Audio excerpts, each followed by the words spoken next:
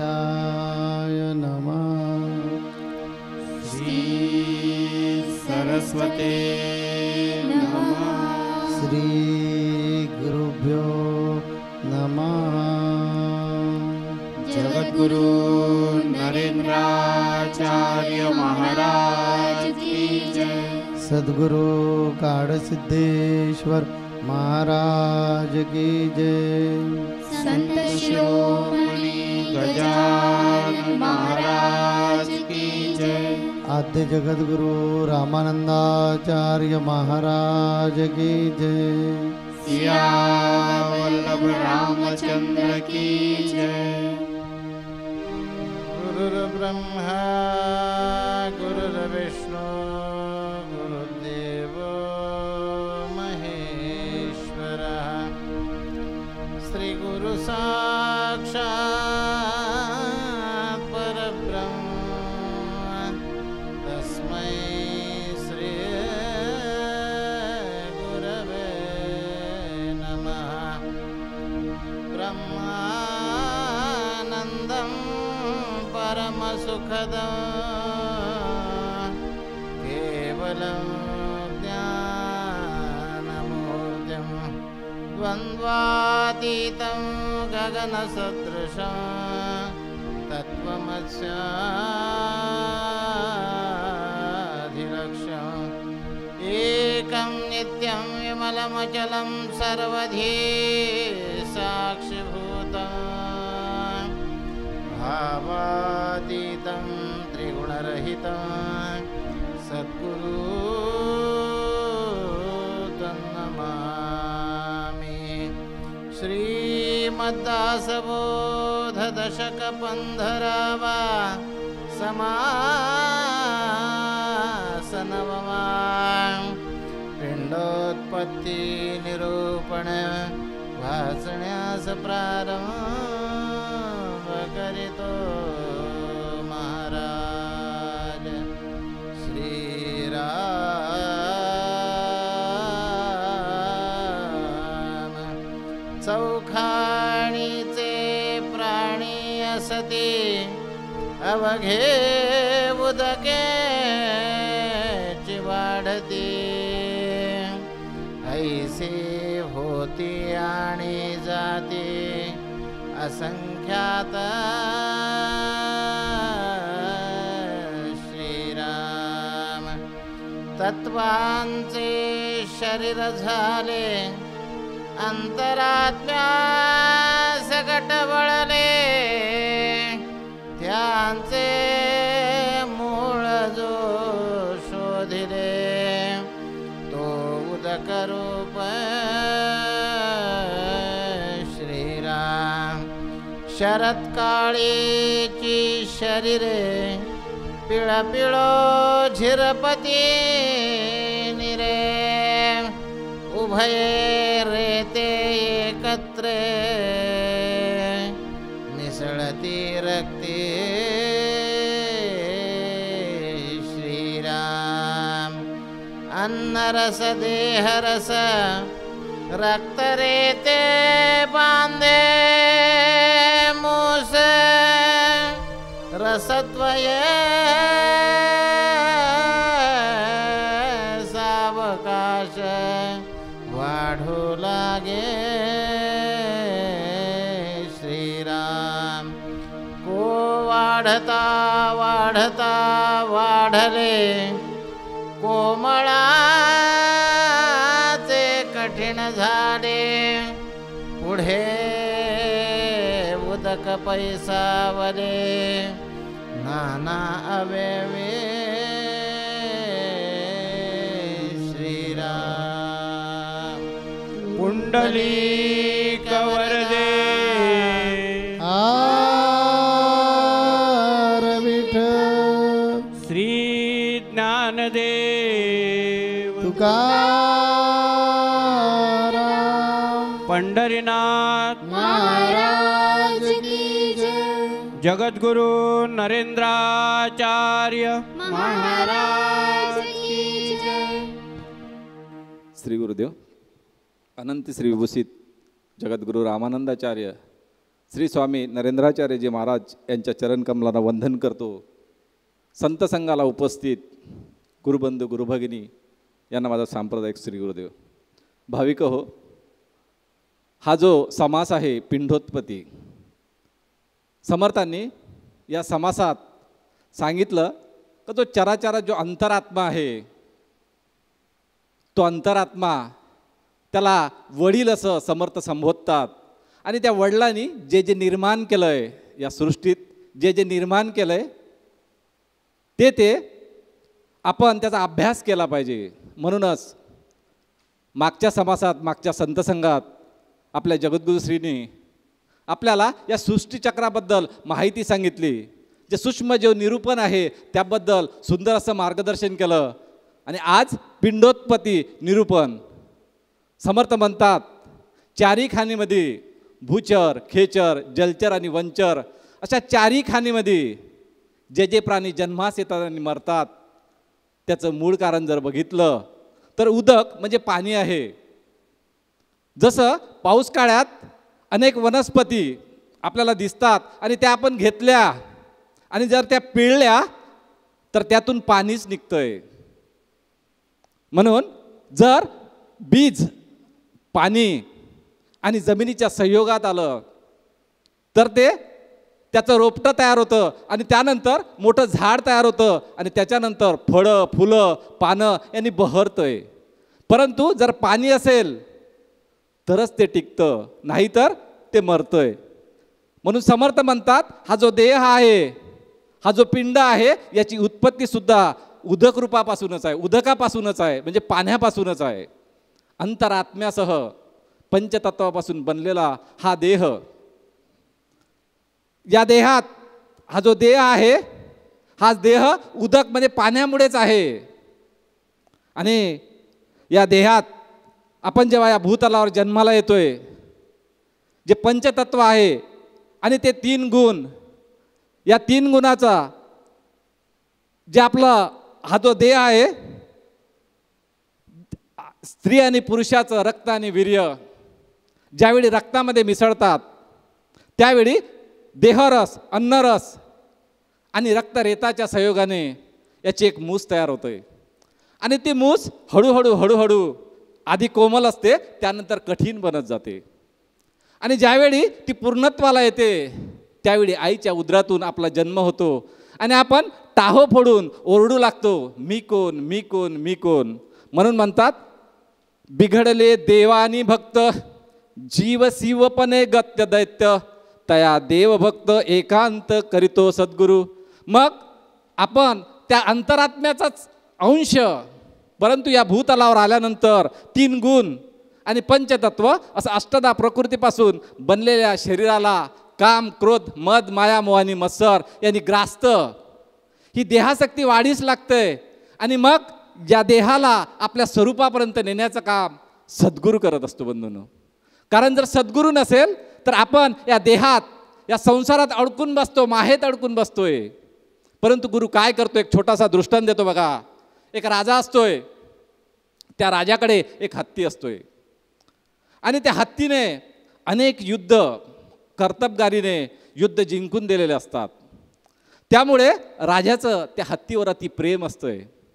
आणि राजा विचार करतोय त्या हत्तीला आता जे उत्तर आयुष्य आहे, त्याचं उर्वरित आयुष्य आहे ते आनंदात गेलं पाहिजे. म्हणून त्या हत्तीला एका जंगलामध्ये सुंदरसा सरोवर बांधून दिला जातोय. आणि त्या सरोवरामध्ये आणि त्या जंगलामध्ये तो त्याच्या मनाप्रमाणे क्रीडा करत असतोय. परंतु बंधूंनो, एक दिवस दुर्दैवाने तो हत्ती त्या सरोवरात अडकतोय.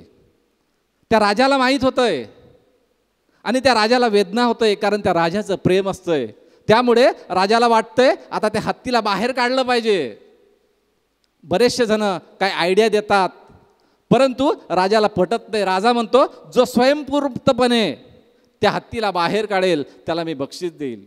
मग त्या राजवाड्यामध्ये, त्या राजामध्ये पूर्ण दवंडी दिल्या जाते. जो कोणी हत्तीला स्वयंस्फूर्तपणे बाहेर काढेल त्याला बक्षीस दिल्या जाईल. अनेक विद्वान येतात, त्यात एक महात्मा असतोय. तो महात्मा त्या हत्तीचा अभ्यास करतोय. अभ्यास केल्यानंतर महात्मा सांगतोय, राजा मी सांगितलं ते तुम्हाला करावं लागेल. त्यावर राजा म्हणतो, होय मी जे सांगेल तुम्ही ते मी करणार. त्यावर ते जे सरोवर असते त्या सरोवराच्या भोवती जे युद्धाची जी परिस्थिती असते ती परिस्थिती तयार केली जाते. आणि ज्यावेळी युद्धाची परिस्थिती तयार केली जाते त्यावेळी त्या हत्तीला आपले जे जुने दिवस असते ते आठवतात. आपण युद्धात असं वाटू लागतं आणि तो स्वयंस्फूर्तपणे बाहेर येतात. बंधूंनो, तात्पर्य आपण पण या देहात अडकलोय आणि सद्गुरू काय करतो, आपल्याला त्या आत्मतत्वाची जाणीव करून देतो. ती आई आहे, ती माऊली आहे. आपण संसारात अडकलोय, आपण संसार परमार्थातले छोटे मूल आहो. ज्याप्रमाणे आपल्या घरी आपलं मूल असतंय, आई नेहमी सांगत असते, बाळा शाळेत जा. त्यावेळी तो शाळेत जायला तयार नसतो, परंतु आईला माहीत असते हे जे माझं मूल आहे शाळेत गेलं तर त्याचं जीवन धन्य होईल. परंतु त्या मुलाला कळत नाही. कधी कधी त्याला असं वाटतंय का नक्कीच आईवडिलाचा काहीतरी स्वार्थ असेल. बंधूंनो, आपल्या बाबतीत पण तसंच आहे. आपण परमार्थातले छोटे मूल आहो आणि जी गुरु असतात, जे सद्गुरू असतात ते काय करतात, आपल्याला वारंवार सांगतात, बाबा रे संसार तुझा नाही, परंतु संसारात गुंतलेल्या मनाला तू परमार्थाकडे घेऊन जा. म्हणजे काय होईल, तुझं जीवन धन्य होईल, तू स्वरूपाकडे पोहोचेल. आपली गुरुमाऊली पण तेच करतात. बंधूंनो, किती प्रेमळ सद्गुरु माय मुक्ती दिधली धरिताबाय. बंधूंनो, आपली गुरुमाऊली पण हेच करत असतात. काय करत असतात, आपण संसारात अडकलोय, संसारात गुरफटलोय. आता त्या गुरफटलेल्या जीवांना बाहेर काढायचं आहे, आत्मतत्वापर्यंत न्यायचं आहे. म्हणून आपली गुरुमाऊली प्रथम आपल्याला लाडाई गोड्या लावते.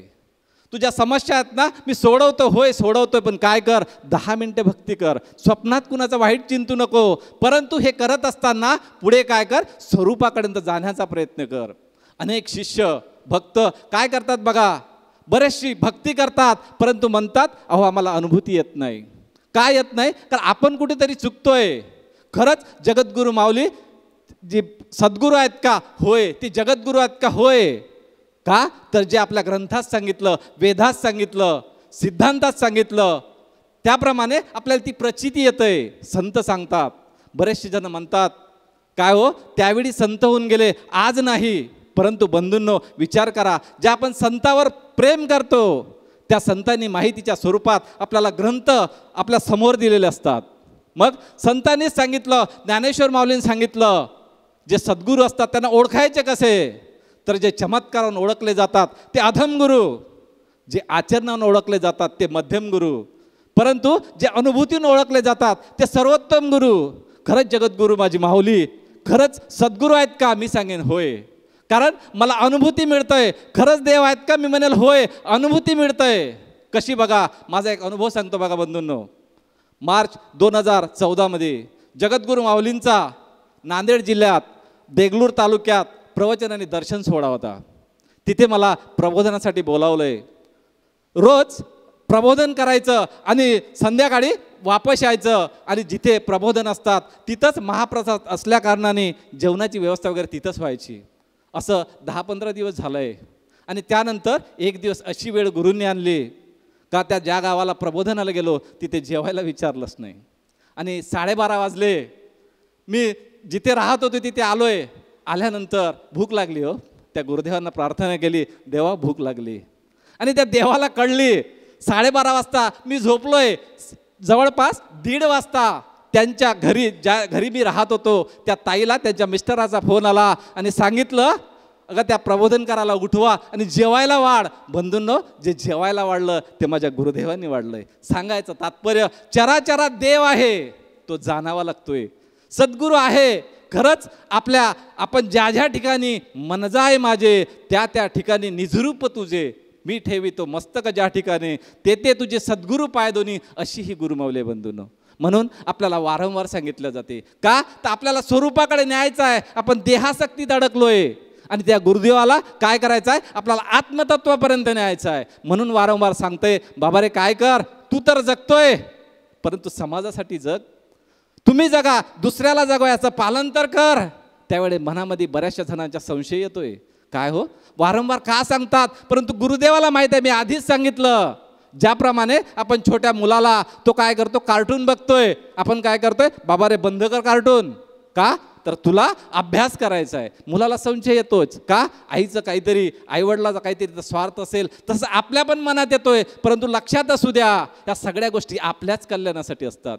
कारण आईच्या मायेने ते आपल्याला वारंवार सांगतंय, जसं नामदेव महाराजांनी सांगितलं, जन्मोजन्मी आम्ही बहुपुण्य केले, तेव्हा ह्या विठ्ठले कृपा केली, जन्मोजन्मी आम्ही. काय म्हणतं बघा नामदेव महाराज, जन्मोजन्मी आम्ही बहुपुण्य केले, तेव्हा या विठ्ठले कृपा केली. केव्हा विठ्ठलाने कृपा केली? ज्यावेळी आमचे कर्म चांगले झाले. आणि तेच तर आपली गुरुमाऊली करते बंधूंनो. बघा काय करते, आपल्याला लाडाई गोडायला लावते. बाबा रे काय कर, तू तर जगतोय, दुसऱ्याला जगव सांगून थांबत नाही. आज संस्थांतर्फे अनेक उपक्रम राबवले जातात बंधूंनो. हे आपण केलं पाहिजे. कुणासाठी? आपल्याच कल्याणासाठी. कारण त्या देवाला माहीत आहे, मी जर ज्या मार्गाने नेऊन ठेवेल, जर हा तसाच गेला तर तो स्वरूपापर्यंत गेल्याशिवाय राहत नाही. म्हणूनच समर्थ रामदास स्वामी पुढे पण म्हणतात, काय म्हणतात बघा, आपण काय करतोय, संपत्तीच्या मागा लागतो, लक्ष्मीच्या मागा लागतो, ती चंचल आहे, ती कधी स्थिर राहत नाही. म्हणून समर्थ म्हणतात, जो चराचरातला जो अंतरात्मा आहे, ज्या परमेश्वराने सगळं निर्मित केलं ते बघितलं पाहिजे. परंतु त्या अंतरात्म्याला दुरावून चालत नाही. त्या अंतरात्म्याला आपलंसं करावं लागतंय. संसार कर, प्रपंच कर. समर्थ म्हणतात, संसार त्याग न करिता, प्रपंच उपाधी न सांडिता, जनामध्ये सार्थकता विचाराचं होई. संसार सोडायची गरज नाही. आपली गुरुमाऊली पण सांगते, बाबा रे तुला संसार सोडायची गरज नाही. संसारात असलेलं मन परमार्थात घालायचं आहे. मग त्या लक्ष्मीच्या चंचल अशा लक्ष्मीच्या मागं का लागता? कारण जर आपले नारायण, आपले गुरुदेव, ज्या गुरुदेवांच्या चरणाचे आपण दास झालो तर काय होईल? आपल्या जीवनाचं कल्याण झाल्याशिवाय राहत नाही बंधूंनो. म्हणून एक छोटासा दृष्टांत देतो बघा. रामायणामध्ये सेतू तयार करण्यात आला. सेतूवरून प्रभू रामचंद्र चालू लागले आणि त्याचबरोबर प्रभू रामचंद्रांना बघण्यासाठी अनेक मासे दोन्ही भोवतानी, दोन्ही साईडनी मासे येतात आणि बघू लागतात. त्यावेळी हनुमंतराय प्रभू रामचंद्रांना विचारतो, प्रभू, आणि त्याच माशावरून माकडं पण चालू लागतात. त्यावर हनुमंतराय म्हणतो, प्रभू, मासे आणि माकड दोन्ही पण चंचल, काय होईल?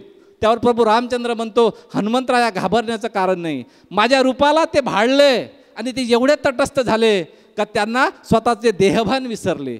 तसंच बंधूंनो, आपण पण त्या नारायणाला जर भजलं तर आपल्या दारी लक्ष्मी आल्याशिवाय राहत नाही. म्हणून सांगायचं तात्पर्य, आपण या संत संघाला यावं. जगद्गुरू माऊलींनी आपल्याला जो दिनचर्या सांगितली, दिवसातून 10 मिनिटे, जुने लोक म्हणतील बरं झालं अजूनही स्वामींनी 10 मिनिटेच भक्ती सांगितली. परंतु बंधूंनो लक्षात ठेवा, जगद्गुरू माऊली म्हणतात, रात्रंदिन करिता होईल दर्शन, प्रत्यक्ष सगुण नरेंद्र म्हणे. आपल्याला त्या चराचरात वसणाऱ्या चैतन्य ब्रह्माला, त्या गुरुदेवाला खरंच बघायचं आहेत का? जर बघायचं असेल तर काय केलं पाहिजे? गुरूंनी सांगितलेली जी दिनचर्या आहे ती केली पाहिजे. आणि गुरूंचे जे जे वचन आहे, गुरुचे आम्ही जी दिनचर्या सांगितलेली आहे त्याचा बऱ्याच ठिकाणी अपभ्रंश होतोय. म्हणून मी आता माईक हातामध्ये घेतलेला आहे. मी भक्तीचे 2 प्रकार केलेत. एका भक्तीचं नाव मी ठेवलं आहे पराभक्ती आणि दुसऱ्या भक्तीचं नाव ठेवलं आहे मी अपराभक्ती. माणसांचे 2 प्रकार आहेत, सकाम आणि निष्काम. सकाम म्हणजे काही प्रित्यर्थ आलेला, आणि निष्काम म्हणजे काही असो, काम बिम काही नाही माझं, पण माझा छंद आहे, माझा ध्यास आहे तो. अशा प्रकारे जगणारा माणूस, माझा ध्यास आहे, माझा तो छंद आहे, अशा माणसांची संख्या 1% आहे. आणि 99% लोक जे आहेत ते मला काय मिळणार, मी संत संघाला जातो, ठीक आहे, तुम्ही सांगितलं दर आठवड्याचं संत संघाला जा, पण मला काय मिळणार? तर तुम्हा भक्तगणांना पण थापा माराव्या लागतात. त्या नवीन लोकांना आणण्यासाठी थापा माराव्या लागतात. अरे तू संत संघाला ये, स्वामींची कृपा होईल, तुझे जे सगळे प्रॉब्लेम आहेत ते सुटतील. अशा प्रकारे तुम्हाला सुद्धा त्याच्यासमोर चॉकलेट धरावं लागतं. का धरावं लागतं? कारण तो सकाम आहे.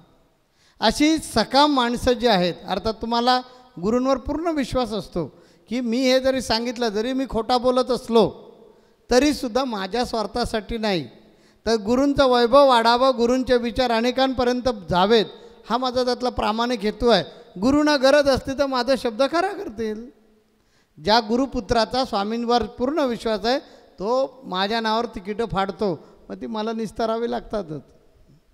एकदा मारुतीराया मंदिरामध्ये आले आणि भगवान प्रभू रामचंद्र विचारतात की तुम्ही विवळता का?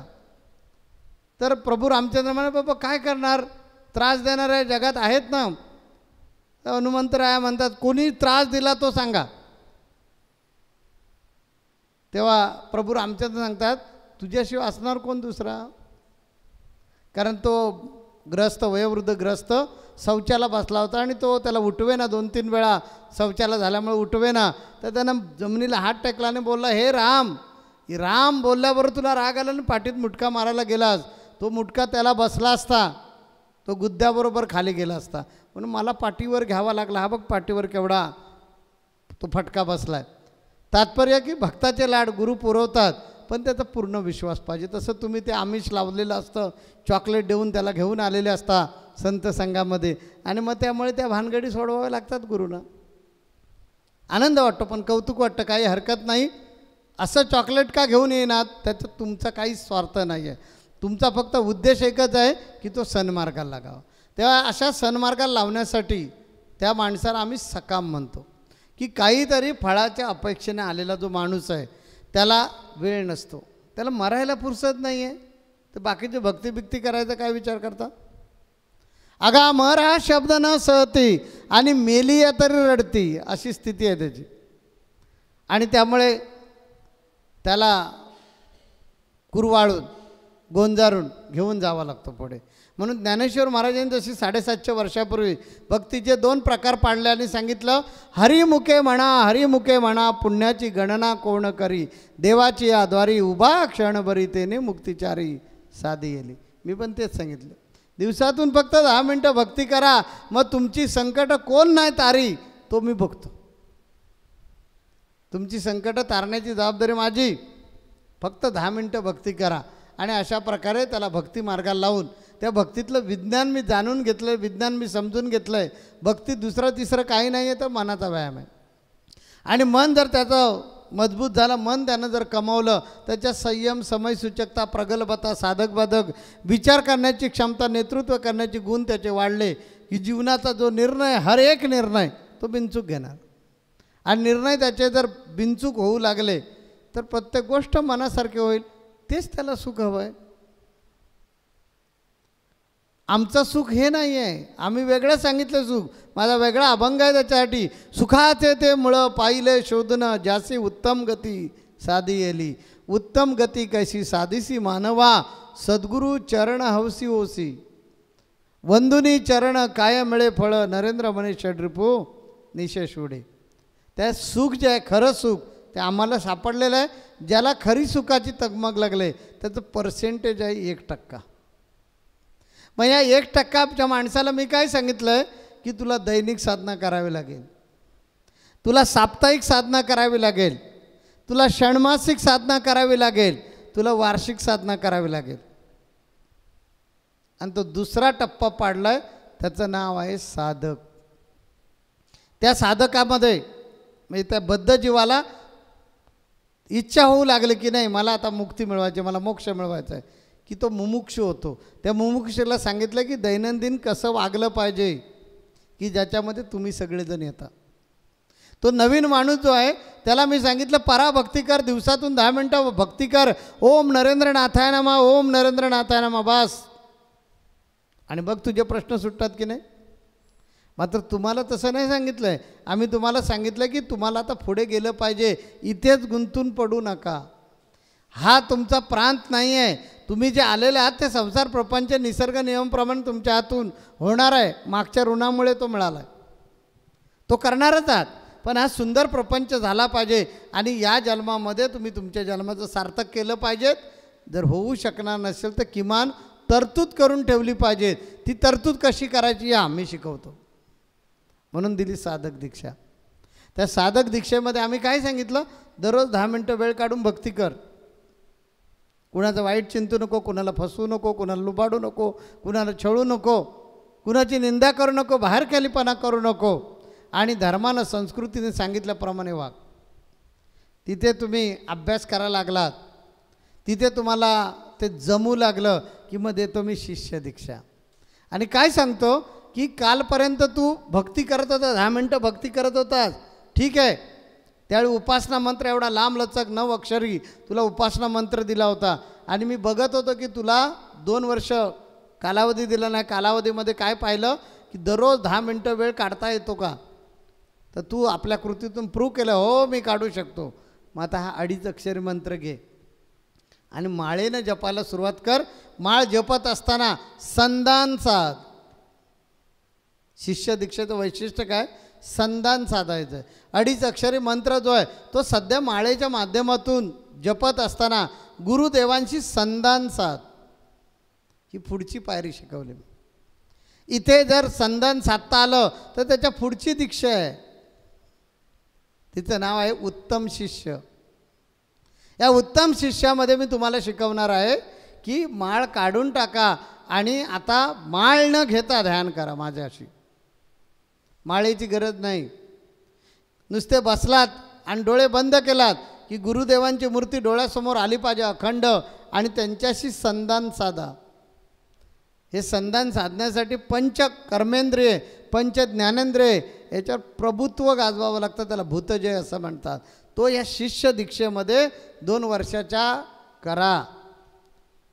शिष्य दीक्षेमध्ये नुसतं आपला जो कानमंत्र सांगितला तोच मी तोच मी तोच मी तोच मी करत राहू नका. त्याचा अर्थ वेगळा होतो. बघा गडबड करून स्पीडमध्ये म्हणा तोच मी तोच मी तोच मी तोच मी तोच मी, काय होतं ते नाही मी सांगितलं. तोच मी तोच मी तोच मी तोच मी, रात्रंदिन करिता होईल दर्शन, प्रत्यक्ष सगुण नरेंद्र म्हणे. असा एक एक वर्ग पुढे पुढे घेऊन चाललेलो आहोत. अशी जी भक्ती सांगितली त्या भक्तीचं नाव आहे अपराभक्ती. भरपूर बोलायचं पण वेळ संपलेला आहे, त्यामुळे थांबायला पाहिजे इथे. तेव्हा ही अपराभक्तीमध्ये मी तुम्हाला ध्यान धारणा जप तप हे करून सगळं घेऊन शरीराला कंट्रोलमध्ये आणण्यासाठी आणि विवेक जागृत होण्यासाठी वेगळ्या उपासना सांगितलेल्या आहेत आणि त्या उपासना करायच्या आहेत. दररोज दैनिक साधना करायची आहे, त्यानंतर आठवड्याची साधना करायची आहे. उपवास सांगितलं, उपवास करा आणि भुकेवर कंट्रोल करा. त्यानंतर मासिक वारी करा, म्हणजे दर 2 महिन्यांना जी वारी असेल त्या वारीला या. तिथे काय चुकलं आहे आपणच पेपर स्वतःचे तपासून पहा. तिथे गुरु विषय घेतात प्रवचनामध्ये 2.5-3 तास मोठं लांब लचक प्रवचन करतात. आपला पेपर आपणच सोडवून बघायचा, आपण ह्याच्यात कुठे बसतोय. अशा प्रकारे करून अपराभक्तीतून मी तुम्हाला घेऊन चाललेलं आहे. माझ्याबद्दल बराच गैरसमज झालेला आहे की काय नाही स्वामींनी कळलं की 10 मिनटं भक्ती केली की काम होतं. फक्त प्रपंचाचं गाठोडं सोडवणाऱ्या लोकांचं होतं. ज्याला मोक्ष हवा आहे त्याने अपराभक्ती केल्याशिवाय तरुणोपाय नाही. जोपर्यंत हे षडविकार तुम्ही कंट्रोलमध्ये आणत नाहीत तोपर्यंत तुम्हाला मोक्षच नाही आहे.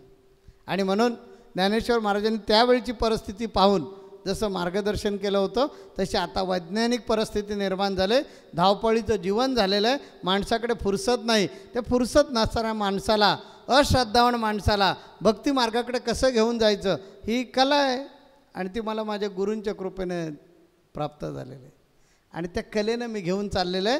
याचा अर्थ असा नाही आहे फक्त 10 मिनटं भक्ती करा म्हणजे स्वामींचा मार्ग संपला असा नाही. पुढे फार मोठा मार्ग आहे आणि त्या मार्गानं माझी अशी प्रतिज्ञा आहे, मी भीष्म प्रतिज्ञा केलं की मी प्रत्येक भक्ताला तिथपर्यंत घेऊन जाईन की तोच मी, अशा प्रकारे त्याला ज्ञान प्राप्त होईल.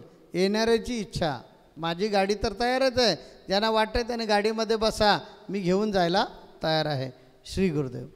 जगद्गुरु नरेंद्राचार्य महाराज की जय. सद्गुरु काडसिद्धेश्वर महाराज की जय. संत शिरोमणी गजानन महाराज की जय. आद्य जगद्गुरु रामानंदाचार्य महाराज की जय. सियावल्लभ रामचंद्र की जय.